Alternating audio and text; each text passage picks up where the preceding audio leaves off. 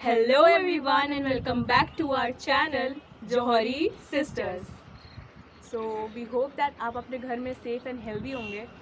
Yes, क्योंकि current situation जो country की चल रही है वो आप सभी को पता है. सभी के फैमिली में या फिर उनके खुद के घर में ही कुछ ना कुछ इस टाइम प्रॉब्लम्स चल रही हैं. कोरोना वायरस इस टाइम पीक पर है.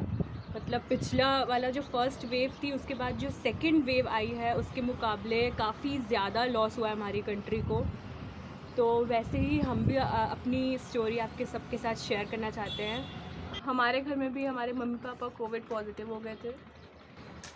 तो सबसे पहले यहाँ से स्टार्टिंग हुई कि हम लोग जब होली के बाद से ही ये सब स्टार्ट हुआ तो मम्मी को सबसे पहले खांसी आने लगी. तो हम लोग को लगा नॉर्मल खांसी है. मम्मी को वैसे भी बहुत जल्दी खांसी ज़ुकाम ये सब कोल्ड वगैरह हो जाता है. नेक्स्ट उनको फिर ये काफ़ी 1 वीक हो गया खांसी नहीं ठीक हुई. फिर हम लोग ने फ़ीवर भी आने लगा. तो फिर हम लोग ने डॉक्टर को दिखाया तो उन्होंने वायरल की दवा दी और मम्मी की दवा चलने लगी. फिर उसके बाद 3-4 डेज़ के बाद ये हुआ कि पापा को भी फ़ीवर आने लगे. तो तब हम लोग को डाउट हुआ कि कहीं ये कोविड तो नहीं है, क्योंकि उस टाइम फैल चुका था, काफ़ी सुनने में आ रहे थे केसेस. तो जब मम्मी पापा ने एंटीजन टेस्ट कराया था तब पापा की रिपोर्ट पॉजिटिव आई थी और मम्मी की नेगेटिव आई. हम लोग बड़े शौक थे कैसे मम्मी की नेगेटिव आ गई, बल्कि दोनों को सिम्टम्स थे. तो हम लोग को लगा चलो ठीक है, पापा बाहर जाते रहते हैं, हो सकता है पापा को फ़ीवर उसी की वजह से आया होगा. फिर हम लोग ने पापा तो क्वारंटीन हो गए ऊपर रूम में, छत वाले रूम में क्वारंटीन हो गए. फिर मम्मी को भी हम लोग ने मम्मी को भी हम लोग ने क्वारंटीन कर दिया था. यस. फिर हम लोग ने RT-PCR टेस्ट कराया, क्योंकि नेक्स्ट स्टेप वही होता है. अगर आपका एंटीजन नेगेटिव आ रहा है फिर भी आपको सिम्टम्स हैं तो आपको RT-PCR टेस्ट कराना चाहिए. उसमें पता चल जाता है, मोस्टली निकल ही आता है अगर होता है तो. फिर नेक्स्ट मम्मी ने और मुझे भी हल्की सी गले में खराश लगने लगी. तो मैंने और मम्मी दोनों ने टेस्ट करवाया प्राइवेट पैथोलॉजी से. तो फिर हम लोग की रिपोर्ट एक्चुअली हम लोग को मिली नहीं है. यही सबसे बड़ी यही हो गया कि हम लोग को रिपोर्ट अपनी 5 डेज़ बाद मिली है. Guys, can you imagine 5 days RT-PCR. तो फिर तब तक तो मम्मी की तबीयत काफ़ी बेटर हो चुकी थी. मुझे भी स्टार्टिंग में एक दिन गले में खराश थी, हल्का फ़ीवर भी आया था, मैंने पैरासीटामोल ले रही. मगर हम लोग अपने जो है प्रिकॉशनरी जो मेडिसिन होते हैं वो ऑलरेडी ले रहे थे. मान्या भी ले रही थी, मैं भी ले रही थी, मम्मी भी ले रही थी, क्योंकि हम लोग को पता नहीं था है कोविड की नहीं है. फिर भी हम लोग ले रहे थे. हम लोग बेटर हो चुके थे उस टाइम तक. फिर जब दीदी को मम्मी की रिपोर्ट आई थी 5 डेज़ बाद तो वो भी पॉजिटिव थी. वो पॉजिटिव आई. सबसे ज़्यादा शॉकिंग बात ही मेरी पॉजिटिव आई. हो जाता है जब साथ में रहते हैं तो ऑब्वियस सी बात है पॉजिटिव आ जाता है. तो मान्या सेफ थी क्योंकि उसे कोई सिम्टम्स नहीं थे, तो वो एकदम अलग थी. उसी ने ही फिर 2 डेज़ तक उसने बनाया है पूरा खाना वगैरह भी वही मान्या ने करा है. बट उसके बाद मुझे कोई सिम्टम्स नहीं थे, मैं काफ़ी रिकवर थी, क्योंकि अकेले मान्या तो नहीं कर सकती सब. तो मास्क लगा के किसी भी तरह हम लोग ने मैनेज करा. पापा ऊपर क्वारंटीन थे, मम्मी नीचे थी. फिर हम लोग ने ये सोचा कि जब घर में 3 लोग ऑलरेडी पॉजिटिव हैं तो ये करते हैं पापा को भी नीचे ले आते हैं. बिकॉज गाइस सबसे ज़्यादा इसमें इम्पॉर्टेंट यही है कि साथ में रहने में बहुत ज़्यादा फ़ायदा होता है. मतलब साथ में रहने में मतलब ये नहीं है कि आप एकदम साथ रह लो. ऑब्वियसली साथ नहीं रह सकते हो, आप कोविड है तो आप अपने नियर वन से बात करते रहे, उनको मोटिवेट करते रहते हैं, हमेशा पॉजिटिव बातें बताएं. एंड जब भी खाना देने भी आए, कुछ भी आए, उनके साथ अच्छी बातें करें. बोले कि नहीं आप ठीक हो रहे हो, इम्प्रूवमेंट आ रहा है, ऐसी ऐसी बातें करनी चाहिए. फिर हम लोग पापा को भी नीचे रूम में ले आए थे 1 वीक के बाद, क्योंकि तब माइनर सिम्टम्स थे. हाँ, माइनर सिम्टम्स भी थे. और फिर सिम्टम्स तो कम थे. और फिर जब 3 लोग का आया ही है तो एक को क्यों अलग रखें. ऊपर वाला रूम वैसे बहुत भी मैं क्वारंटीन थी. हाँ, मान्या दूसरे रूम में क्वारंटीन थी. हम लोग ने अपने बेड्स भी सब अलग अलग कर लिए थे, और हम लोग ने बहुत पहले से ही बेड्स अलग कर लिए थे. उसके बाद जो है उसके बाद से रियल लड़ाई जो आप कह सकते हैं वो स्टार्ट हुई. क्योंकि जब उसमें क्या होता है कि आपके स्टार्टिंग के 3-4 डेज़ तो आपके निकल जाते हैं, उसमें इतनी प्रॉब्लम नहीं होती है. प्रॉब्लम आती है 5, 6, 7 डेज़ में, आप कह सकते हैं। तब इतनी ज़्यादा वीकनेस हो जाती है कि आप मतलब आप खुद से उठकर आप अपना खाना भी नहीं ले सकते हो, इतनी ज़्यादा वीकनेस हो जाती है। थैंकफुली मुझे ऐसा कुछ नहीं था, अच्छी बात है, तभी मैं और मान्या दोनों मिलकर कर पाए, मैनेज कर लिया, वरना पता नहीं क्या मान्या के लिए क्या क्या करते। उसके बाद फिर हम लोगों ने सोचा कि हम लोग को सिटी स्कैन करा लेना चाहिए मम्मी पापा का, क्योंकि टाइम हो चुका था काफ़ी। मम्मी की खांसी ठीक हो गई थी, इम्प्रूव हो गई थी, मगर पापा को बहुत ज़्यादा वीकनेस थी। तो फिर हम लोगों के सबने, लखनऊ में जो हमारी फैमिली है, सबने फोर्स किया कि नहीं, सिटी स्कैन करवाना चाहिए, ये नेक्स्ट स्टेप होता है, इम्पॉर्टेंट है। तो फिर हम लोग ने किसी तरह हम लोग कैब बुलाए, मैं, पापा और मान्या, नहीं, आप, पापा और मम्मी गए। सॉरी, मैं मम्मी और पापा, हम लोग किसी तरह गए वहाँ पर, सिटी स्कैन कराया। फिर उसके बाद जब रिपोर्ट आई तो पता चला कि अच्छा किया कि हम लोग ने सिटी स्कैन करवा लिया चेस्ट का, बिकॉज़ मम्मी पापा दोनों के अराउंड 50% के अराउंड जो है इन्फेक्शन आ गया था। ठीक टाइम पर हम लोग ने डायग्नोस कर लिया, तो उसकी फिर मेडिसिन चली 10 डेज़ तक, और उसके बाद धीरे धीरे काफ़ी इम्प्रूवमेंट आया। और फिर उसके कुछ दिन बाद हम लोग ने 12 to 13 डेज़ के बाद हम लोग ने चेस्ट एक्सरे भी कराया था। मम्मी का इम्प्रूव हो गया एकदम पूरी तरीके से, पापा का भी इम्प्रूव हो गया। माइनर सा था, वो डॉक्टर बोले कि अपने आप मेडिसिन खाने से ठीक हो जाएगा। मेडिसिन नहीं, हाँ, योगा वगैरह करने से अपने आप ठीक हो जाएगा। तो आज हम लोग इस वीडियो में आपको यही अवेयर कराना चाहते हैं कि पैनिक ना हो, और इस सिचुएशन में क्या क्या करना चाहिए, अपने एक्सपीरियंस से हम लोग आप इस कोरोना को हल्के में ना लें। यस, ये हम ज़रूर आपको कहना चाहेंगे। शुरू में सब लोग इसको यही सोचते हैं, normal fever, obviously normal fever है, उससे ज़्यादा कुछ नहीं है। बट यही फीवर कुछ लोगों को क्या होता है कि ज़्यादा हो जाता है, इस टाइम ऑक्सीजन सैचुरेशन आपका लेवल आपको चेक करना पड़ता है, कम होने लगता है, ये चीज़ें हो जाती हैं। किसी को माइल्ड सिम्टम्स होते हैं, किसी के यही सिम्टम्स बढ़ जाते हैं, मॉडरेट से होते होते सीवियर हो जाते हैं। तो इसको बहुत ज़्यादा ध्यान देने वाला है। अब हम लोग मम्मी पापा को इनवाइट करेंगे अपने वीडियो में, वो अपनी और एक्सपीरियंस शेयर करेंगे, तो आपको और ज़्यादा समझ में आएगा। हेलो एवरीवन, जौहरी सिस्टर्स में आप लोग का बहुत बहुत स्वागत है। और यहाँ पे हम लोग आप लोग के साथ शेयर कर रहे हैं कुछ अपनी अनुभव, जो इस टाइम जो चल रहा है, महामारी चल रहा है कोविड का। तो हम भी इसके दौर में ग्रस्त हो गए थे कोविड में, क्योंकि ज़्यादातर मेरा काम, मैं सेल्स में हूँ और बाहर का मेरा आने जाने का काम रहता है। तो लगातार लोगों से संपर्क भी बनाया था, लेकिन गवर्नमेंट की गाइडलाइंस पूरी पालन कर रहा था। लेकिन चूंकि अब की इस बार मुकाबला हम लोग का किसी अदृश्य शक्ति से था, अदृश्य वायरस से था। तो पता नहीं कब कहाँ पे वो इन्फेक्शन मुझे हो गया और मैं भी उसमें जो है ग्रस्त हो गया। तो जब हम लोगों ने टेस्ट कराया 13 तारीख को, एंटीजन टेस्ट कराया था, उसमें मेरा पॉजिटिव आया। उसके बाद में मैं घर आके और अपना सेपरेट कमरे में आइसोलेट हो गया। 6-7 दिन मैं अपना बिल्कुल सेपरेट रहा। उसके बाद में मेरी वाइफ ने भी RT-PCR करा लिया था, क्योंकि इनका रैपिड एंटीजन में इनका नेगेटिव आया था, तो उन्होंने सेफ साइड अपना RT-PCR करा लिया। जब 6-7 दिन बाद इनका पॉजिटिव आया, तो मुझे लगा कि अब परिवार को मेरी बहुत ज़्यादा ज़रूरत है, और मैं भी अपना जो था बोरिया बिस्तर लेके ऊपर से सब नीचे आ गया। नीचे आके हम लोग ने सब अपना सिस्टम वाइज अपना बेड पूरा सेपरेट करा, और सेपरेट करने के बाद जितने भी प्रोटोकॉल्स थे गवर्नमेंट के, पूरा घर सैनिटाइज करवाया, क्योंकि मैं ऐसे ऑफिस में हूँ जहाँ पे सैनिटाइजेशन को प्राइम दिया जाता है। तो हम लोग ने पूरा घर अपना सैनिटाइज कराया बहुत अच्छे से, और पूरा घर सुव्यवस्थित करके हम लोग ने एक नई ज़िंदगी जीना शुरू करा। उसके बाद जब हम लोग ने CT स्कैन कराया, तो उसमें मेरे भी इन्फेक्शन लेवल अबाउट 50% का आया, और मेरी वाइफ को भी 50% से थोड़ा सा कम था। फिर हम लोगों ने कहा कि यार अब इसके लिए तो हम लोगों को और भी अपना मेहनत करना है, अपना आत्मबल खोना नहीं है, आत्मविश्वास को बनाए रखना है। और पूरा परिवार इन दिनों एक दूसरे के बहुत सपोर्ट में था। मेरे दोनों बच्चों ने हम लोगों को बहुत सपोर्ट करा।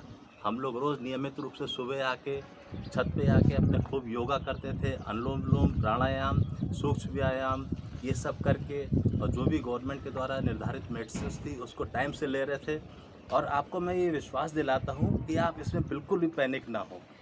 अपने आत्मबल को जितना आप स्ट्रांग रखेंगे, उतना आप इससे जीतने में कामयाब रहेंगे। ये मेरा विश्वास है कि योग को निरंतर रखें, और जो भी गवर्नमेंट के प्रोटोकॉल से उनको अपना पालन करते रहें, टाइम से अपना बिल्कुल सिस्टम बना लें हर चीज़ का।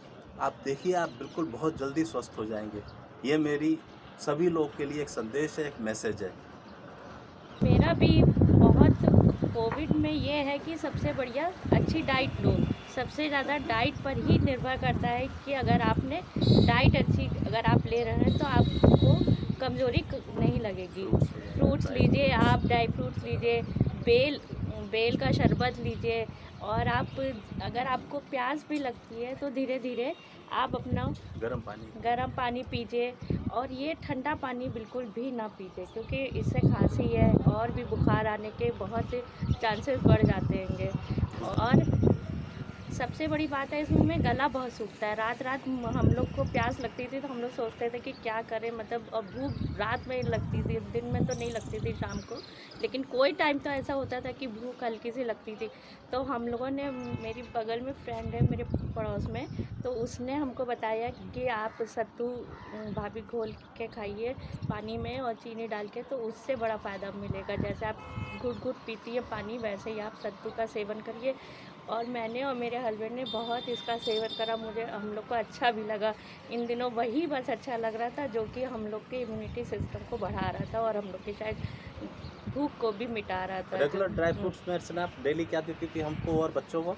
हम लोग डेली रात में भिगोते थे, उसमें बादाम, मुनक्का, अंजीर और बादाम 4 के हिसाब से, डेट्स भिगोते थे 2 के हिसाब से, और यही मतलब देते थे। और सुबह उठ के उसको पानी के साथ मतलब पूरा सेवन करते थे, क्योंकि अगर वो पानी घुट पिएंगे तो बहुत अच्छा लगेगा और उससे एनर्जी भी आएगी। हम लोग का बहुत एनर्जी लेवल बढ़ गया और बहुत कॉन्फिडेंस भी आ गया हम लोग को कि हम लोग काफ़ी कुछ हद तक ठीक हो गए हैं। और डेली अंडा भी खाना ना छोड़िएगा। अगर जो लोग अंडा खाते हैं तो वो सबसे बेस्ट है। एक बॉयल एग तो ज़रूर ही लेना चाहिए, मतलब डेली। अनार भी आप ले सकते हैं। अनार का सेवन वाकई में बहुत फ़ायदेमंद है। जितना अनार के जो दाने जो होते हैं उसको धीरे धीरे आप चबा के खाइए, तो आपका ब्लड का लेवल भी बिल्कुल सही रहता है, ब्लड पतला रहता है और हीमोग्लोबिन कम नहीं होने पाता है, इम्यूनिटी को बहुत स्ट्रॉन्ग करता है। तुलसा जी के पत्ते, इसमें आप सुबह के टाइम हाथ जोड़ के तुलसी माता को उनके पत्ते थोड़े से ग्रहण कर लीजिए और पूरे परिवार को 4 पत्ते रोज़ चबाने के लिए दीजिए। वो इतना फ़ायदेमंद है कि नेचुरल, आपको नेचुरोपैथी का एक आपको विश्वास आएगा। और मैं फिर से कह रहा हूँ, अपना आत्मबल बनाए रहें, पैनिक ना हो और पूरी धैर्यता से और पूरे संयम से इस महामारी से जीतना है। और बस यही आप लोग समझें कि जीतना है और इसी के साथ यही संदेश मैं सबको पहुंचाना चाहता हूं। और इसको हल्के में तो बिल्कुल ना लें, मतलब गवर्नमेंट कोई के जो भी इसको प्रोटोकॉल बिल्कुल हल्के है वो में ना सारे लें, पालन क्योंकि करें। हम लोग भी शायद होली पे घर चले गए थे, फिर हमें आके फीवर आया। तो इसको बिल्कुल भी आप लोग अभी भी अगर ठीक हो जाएं तो हल्के में ना लीजिएगा। बस मेरी यही आपसे रिक्वेस्ट है। नमस्कार। सो फ्रेंड्स, मम्मी पापा ने अपना एक्सपीरियंस आप लोग से शेयर करा। हम भी आपको यही बताना चाहेंगे कि इसमें आपको कौन कौन सी डिवाइसेस है जो आपको स्टार्टिंग से आपके पास अवेलेबल होना चाहिए। सबसे पहले ऑक्सीमीटर, ये पल्स ऑक्सीमीटर आपके पास होना चाहिए। आपको अगर कोविड है तो ऑब्वियसली बात है, आपके डॉक्टर एंड और सब लोग आपको रिकमेंड करेंगे कि ऑक्सीमीटर आपको रखना चाहिए। हाँ। और इससे थर्मामीटर, आप अपना time to time oxygen level check कर सकते हैं कि आप एक काम कर सकते हैं, आप अपना डायरी मेंटेन कर लें, उसमें time to time day to day आप लिख सकते हैं आज आपका ऑक्सीजन फीवर लेवल कितना कितना है, था, फीवर है आपको कि नहीं, टेम्परेचर क्या है। और ऑक्सीमीटर पे अपना सैचुरेशन लेवल लिख सकते हैं ताकि डॉक्टर पूछे तो आप उन्हें बता सकते हैं। सबसे ज़रूरी बात है आप अपने डॉक्टर से कनेक्टेड रहें, कंसल्ट करते रहें। देखिए, सबसे ज़्यादा घबराने वाली बात नहीं है। अगर आपका ऑक्सीजन लेवल मान लीजिए 95 से बिलो है तो घबराने, ऐसा पैनिक मत हो जाइए। अगर वो 90 और 95 के बीच में है तो ऐसे पैनिक मत होइए, क्योंकि अगर वो स्टेबल है तो आप थोड़े टाइम बाद फिर देखिए। अगर वो कम नहीं हो रहा है तो आपको घबराने वाली बात नहीं है। आपको रेस्ट करना है, खाते रहना है, खाना नहीं छोड़ना है, क्योंकि वीकनेस बहुत आ जाती है। और आप सबको जैसे उल्टा लेट कर प्रोन पोजीशन में आपको लेटना है, वो आपको नेचुरल वेंटिलेशन प्रोवाइड करता है।